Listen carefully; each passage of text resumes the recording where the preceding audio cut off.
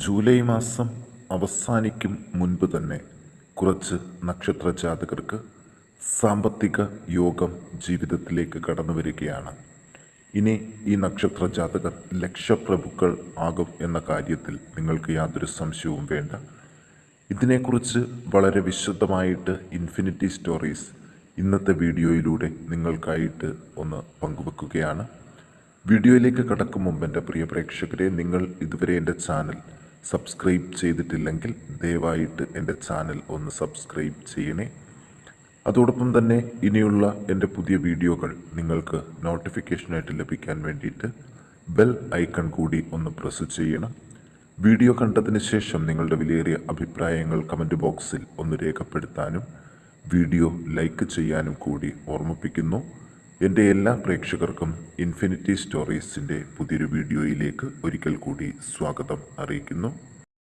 നമുക്ക് ആദ്യം തന്നെ മേടക്കൂറിൽ പിറന്ന അശ്വതി, ഭരണി, കാർത്തിക ഒന്നാം പാദത്തിൽ ജനിച്ച നക്ഷത്ര ജാതകരെ കുറിച്ച് നോക്കാം. ലഗ്നത്തിൽ രാഹു, 2-ൽ കുജൻ, 7-ൽ കേതു, 9-ൽ ബുധൻ, 10-ൽ ആദിത്യൻ, 11-ൽ ശുക്രനും ശനിയും, 12-ൽ വ്യാഴം. ഇതാണ് ഗ്രഹസ്ഥിതി. ഈ ഗ്രഹസ്ഥിതിയുടെ അടിസ്ഥാനത്തിൽ ഇവരുടെ ഫലം പറയുകയാണെങ്കിൽ ഇവർക്ക് കൂടുതലും ശുഭ ലക്ഷണങ്ങൾ തന്നെയാണ് ഈ മാസം അവസാനം വരെ കാണുന്നത്. ഇതിൽ പ്രധാനമായിട്ടും സാമ്പത്തിക പുരോഗതിയാണ് തെളിഞ്ഞു നിൽക്കുന്നത്. ഉത്കൃഷ്ട സ്ഥാനമാനങ്ങൾ ലഭിക്കാനും എല്ലായിടത്തും മാന്യത ലഭിക്കാനും സാധ്യതകൾ കൂടുതലാണ്. കാര്യസാധ്യങ്ങൾ കൂടുതലായിട്ട് ഉണ്ടാകും. ധനാഗമം കൂടുതലായിട്ട് പ്രതീക്ഷിക്കാം. ഉപേക്ഷിച്ച ധനങ്ങൾ പോലും വന്നു ചേരാൻ ഇടയുണ്ട്. വിവാഹ ആലോചനകൾക്കുള്ള മുടക്കം നീങ്ങിത്തുടങ്ങും. സർക്കാരുമായിട്ടുള്ള ഇടപാടിൽ കാലതാമസങ്ങൾ നീങ്ങി പ്രതീക്ഷിക്കുന്ന സമയത്ത് കാര്യങ്ങൾ നടക്കും. മനസ്സിൻ്റെ ആദി കുറഞ്ഞു തുടങ്ങും. ശത്രുക്കൾ ശക്തി പ്രാപിക്കുമെങ്കിലും വലിയ ഉപദ്രവങ്ങൾ ഈ സമയത്ത് ഉണ്ടാകില്ല.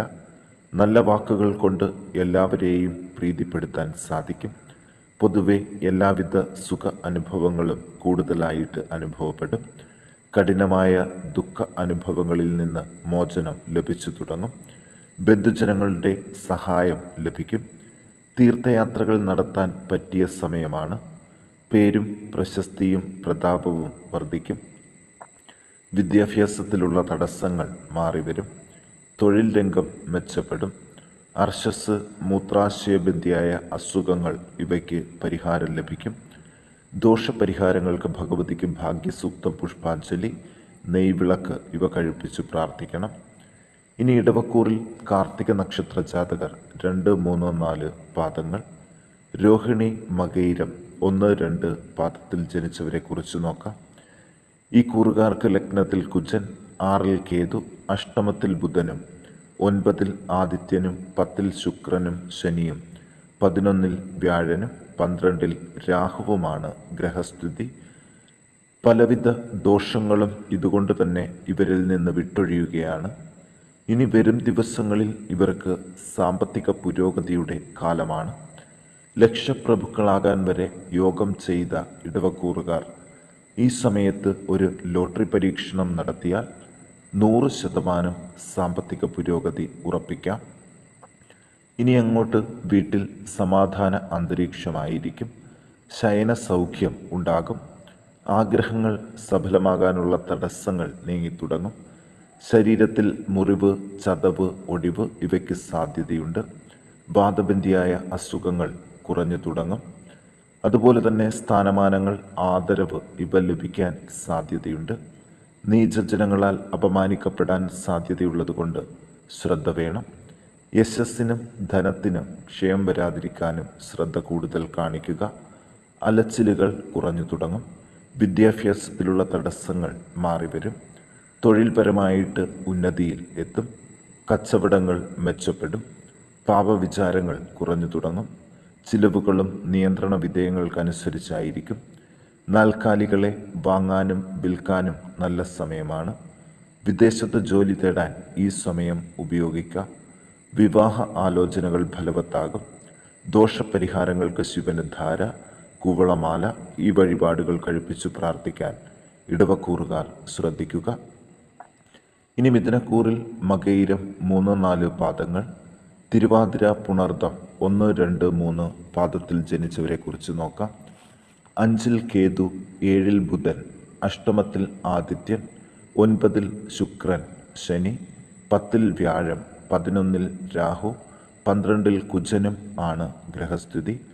ഗവൺമെൻറ്റുമായിട്ടുള്ള ഇടപാടുകളിലെ പരാജയങ്ങൾ മാറി വിജയസാധ്യതകൾ ഉണ്ടാകും. ധനനേട്ടങ്ങളുടെ സമയമാണ് ഇനി ഇവർക്ക്. ജീവിതത്തിലെ എല്ലാ അനർത്ഥങ്ങളും വിട്ടൊഴിയും. മനസ്സിന് സ്വസ്ഥമായ ഒരു അന്തരീക്ഷമായിരിക്കും. അപ്രതീക്ഷിതമായ ധനാഗമം പ്രതീക്ഷിക്കാം. ചിലവുകൾ കുറഞ്ഞു തുടങ്ങും. ആഭരണങ്ങൾ വാങ്ങാൻ നല്ല സമയമാണ്. മനസ്സന്തോഷം കിട്ടുന്ന ചില കാര്യങ്ങൾ ഉണ്ടാകും. സ്ഥാനക്കയറ്റത്തിന് ഇടയുണ്ട്. ഉദ്യോഗസ്ഥർക്ക് ആജ്ഞാശക്തിയോടെ കാര്യങ്ങൾ നിർവഹിക്കാനാകും. സ്വയം തൊഴിലുകാർക്ക് ക്ലേശങ്ങൾ കുറഞ്ഞു തുടങ്ങും. ധനകാര്യങ്ങളിൽ ബന്ധപ്പെട്ട് പ്രവർത്തിക്കാൻ അവസരങ്ങളുണ്ട്. ബന്ധുജനങ്ങളുമായിട്ടുള്ള കലഹങ്ങൾ കുറഞ്ഞു തുടങ്ങും. അതുപോലെ തന്നെ ബന്ധനാവസ്ഥയ്ക്ക് ഔഷധ സേവ നടത്തേണ്ടതായിട്ട് വരും. അകന്നു കഴിയുന്ന ബന്ധുക്കളും സുഹൃത്തുക്കളും സൗഹൃദം പുനഃസ്ഥാപിക്കും. പാപവിചാരം കുറഞ്ഞു തുടങ്ങും. നിർബന്ധ ബുദ്ധി കൂടുതലാകും. അപസ്മാര പീഡയുള്ളവർ ശ്രദ്ധിക്കേണ്ട ഒരു കാലമാണ്. ഇവർ ദോഷപരിഹാരങ്ങൾക്ക് വിഷ്ണു ക്ഷേത്രത്തിൽ പാൽപായസം, കദളിപ്പഴ നിവേദ്യം ഇവ നടത്തി പ്രാർത്ഥിക്കണം. ഇനി കർക്കിടകക്കൂറിൽ പുണർദം 4-ാം പാദം, പൂയം, ആയില്യം നക്ഷത്ര ജാതകരെ കുറിച്ച് നോക്കാം. 4-ൽ കേതു, 6-ൽ ബുധൻ, 7-ൽ ആദിത്യൻ, അഷ്ടമത്തിൽ ശുക്രൻ ശനി, 9-ൽ വ്യാഴം, 10-ൽ രാഹു, 11-ൽ കുജൻ. ഇതാണ് ഈ കൂറുകാരുടെ ഗ്രഹനില. പല പ്രകാരത്തിലുള്ള ഭാഗ്യ അനുഭവങ്ങൾ ഈ കാലഘട്ടത്തിൽ ഉണ്ടാകും. വീട്ടിൽ സമാധാന അന്തരീക്ഷം വർദ്ധിക്കും. ആവശ്യമില്ലാതെ മനോവിചാരമേറി വഴിയിൽ കൂടി അങ്ങോട്ടും ഇങ്ങോട്ടും നടക്കുന്ന ശീലം മാറ്റിവെക്കണം. ഉദരരോഗങ്ങൾ, തൈറോയിഡിൻ്റെ പ്രശ്നങ്ങൾ, മൂത്രാശയ രോഗങ്ങൾ ഇവ കുറഞ്ഞു തുടങ്ങും. പലിശയ്ക്കും മറ്റും കൊടുത്ത പണം തിരികെ കിട്ടും. വേറെയും ധനാഗമങ്ങൾ ഉണ്ടാകും. ബന്ധുജനങ്ങൾ ഒത്തുകൂടാൻ സാധ്യതയുണ്ട്. പുതിയ സ്ഥാനമാനങ്ങൾ ലഭിക്കും. സുഖ അനുഭവങ്ങൾ ഇരട്ടിയായിട്ട് ഇവർക്ക് ലഭിച്ചു തുടങ്ങും. അസാധ്യമെന്ന് കരുതിയിരുന്ന പല കാര്യങ്ങളും സാധ്യമാകും. ധനകാര്യ സ്ഥാപനങ്ങളിലെ ഏർപ്പാടുകളിൽ ചില തടസ്സങ്ങൾ ഉണ്ടാകാൻ ഇടയുണ്ട്.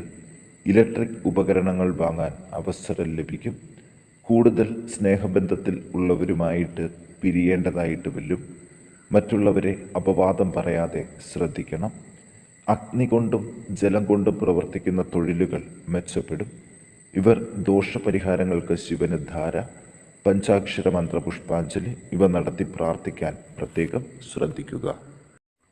ഇനി ചിങ്ങക്കൂറിലെ മകം, പൂരം, ഉത്രം 1-ാം പാദത്തിൽ ജനിച്ചവരെ കുറിച്ച് നോക്കാം. ഈ കൂറുകാർക്ക് 3-ൽ കേതു, 5-ൽ ബുധൻ, 6-ൽ ആദിത്യൻ, 7-ൽ ശുക്രൻ ശനി, അഷ്ടമത്തിൽ വ്യാഴം, 9-ൽ രാഹു, 10-ൽ.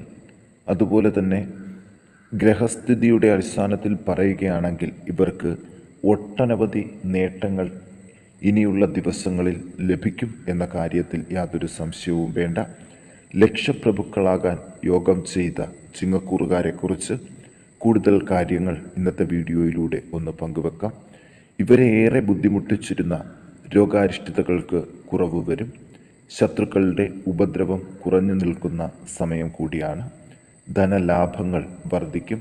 ഭൂമി, വാഹനം ഇവകളുടെ കച്ചവടം നടത്തുമ്പോൾ കുറച്ച് സാമ്പത്തിക നേട്ടങ്ങൾക്ക് സാധ്യതയുണ്ട്. അവിചാരിതമായ ധനാഗമം ഉണ്ടാകും. ഭാര്യയോടും ഭർത്താവിനോടും സന്താനങ്ങളോടും കലഹങ്ങൾ ഉണ്ടാകാതെ ശ്രദ്ധിക്കണം. ജോലിയിൽ പ്രമോഷൻ സാധ്യതകളും ഈ സമയത്ത് തെളിഞ്ഞു നിൽക്കുന്നുണ്ട്. സ്ത്രീ പുരുഷന്മാരുടെ ഉപദ്രവം കുറഞ്ഞു തുടങ്ങും. ദീർഘദൂര യാത്രകൾ വേണ്ടിവരും. അലച്ചിലും മനോദുഃഖവും കുറഞ്ഞു തുടങ്ങും. എല്ലാ കാര്യങ്ങൾക്കും തടസ്സങ്ങൾ നീങ്ങിവരും. നേതൃസ്ഥാനത്തേക്ക് ഉയരാൻ സാധിക്കും. കീർത്തിയും പ്രശസ്തിയും നേടും. പിതൃ മാതൃതുല്യ സ്ഥാനത്തുള്ളവരോടും സഹോദരങ്ങളോടും ഉള്ള കലഹം വരാതെ ശ്രദ്ധിക്കണം. വിദ്യാർത്ഥികൾക്കും ഉദ്യോഗാർത്ഥികൾക്കും ആഗ്രഹം സഫലമാകും. അക്ഷമയും ഈർഷ്യയും കുറഞ്ഞു തുടങ്ങും. എല്ലാത്തിനും എതിർക്കുന്ന സ്വഭാവം മാറിത്തുടങ്ങും. ദുർജനങ്ങളുമായിട്ട് സംസർഗത്തിൽ ഏർപ്പെടാതിരിക്കുക. ദോഷപരിഹാരങ്ങൾക്ക് വിഷ്ണുവിന് സുദർശന മന്ത്രപുഷ്പാഞ്ജലി നടത്തി പ്രാർത്ഥിക്കുക.